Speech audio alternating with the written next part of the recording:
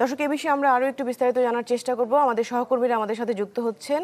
রাজধানীর বিজয় সরণি থেকে আমাদের সহকর্মী ইমতিয়াজ মাহমুদ আমাদের সাথে যুক্ত হবেন এবং ঝিনাইদহ থেকে সাদ্দাম হোসেন আমাদের সাথে যুক্ত হচ্ছেন। আমরা ইমতিয়াজের সাথে কথা বলতে চাই। ইমতিয়াজ, আপনি সকাল থেকেই বিভিন্ন ফিলিং স্টেশনগুলো ঘুরে দেখছেন, কি অবস্থা এখন? আসলে জ্বালানি তেলের যে সংকটের কথা বলা হচ্ছে, যে আশঙ্কা করা হচ্ছে, এই বিষয়ে কি কিছু নতুন কোনো তথ্য আপনার কাছে আছে কিনা?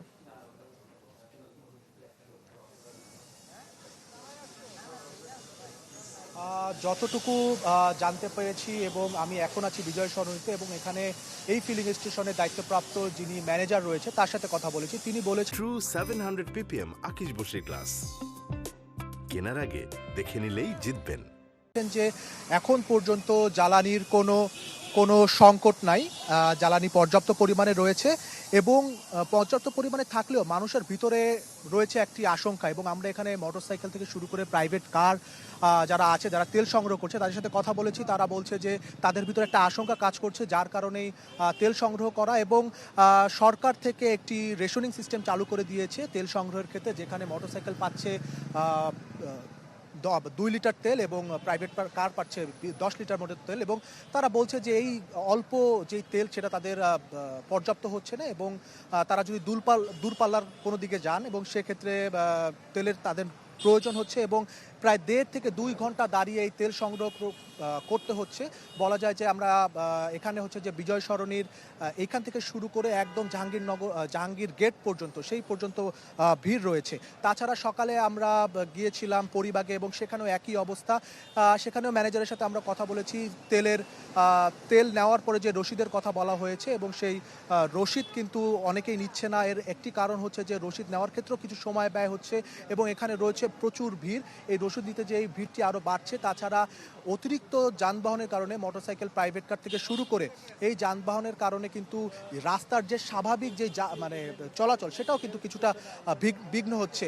এই স্বাভাবিক বিঘ্ন হওয়ার কারণের ক্ষেত্রে বলা যায় যে এখন পর্যন্ত সব কিছু স্বাভাবিক রয়েছে, এবং তেল সংগ্রহ করছে, কিন্তু তেল সংগ্রহ করতে প্রায় 1.5 থেকে 2 ঘন্টা সময় লাগছে। ম্যানেজার এবং যে কর্তৃপক্ষরা রয়েছে তারা বলছে যে পর্যাপ্ত পরিমাণে তেল মজুদ রয়েছে, কোনো ধরনের শঙ্কা এখন পর্যন্ত তাদের নেই তেলের বাড়তি দাম নিয়ে। সর্বশেষ এই ছিল আমার কাছে। জি ইমতিয়াজ, ধন্যবাদ আপনাকে। আমরা একটু সাদ্দাম হোসেনের কাছে জানতে চাই, ঝিনাইদহে কি অবস্থা? ঢাকার বাইরে কি আসলে তেলের কোনো সংকট বা এরকম কোনো আশঙ্কা কি করা হচ্ছে কিনা, এই বিষয়ে একটু বলবেন।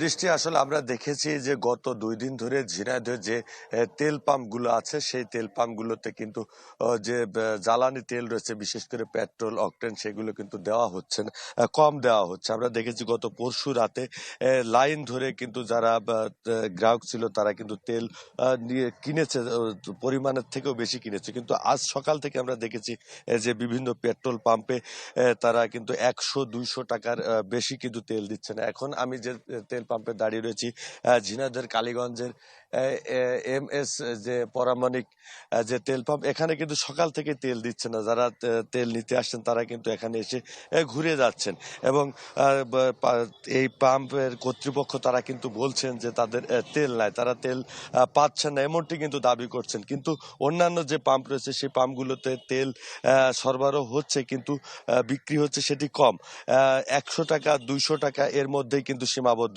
তা আসলে এতে করে যারা বাইকার বা গাড়ির চালকরা আছেন তারা কিন্তু বেশ দুর্ভোগের মধ্যে রয়েছে, যে নির্দিষ্ট গন্তব্যে যাওয়ার জন্য যে তেল প্রয়োজন সেই তেল আসলে সর্বোচ্চটুকু তারা পাচ্ছেন না বলে অভিযোগ করছেন। তো এই সমস্যা আসলে কতদিনের মধ্যে সমাধান হবে সেটি নিয়ে কিন্তু তারা উদ্বিগ্ন রয়েছে। কিন্তু এখন পর্যন্ত প্রশাসনের পক্ষ থেকে কোনো ধরনের মোবাইল কোর্ট কিংবা কোনো কিছু পরিচালনা করা হয়নি। তবে দেখার বিষয় যে আসলে কতদিনের মধ্যে এই সমস্যার সমাধান হয়।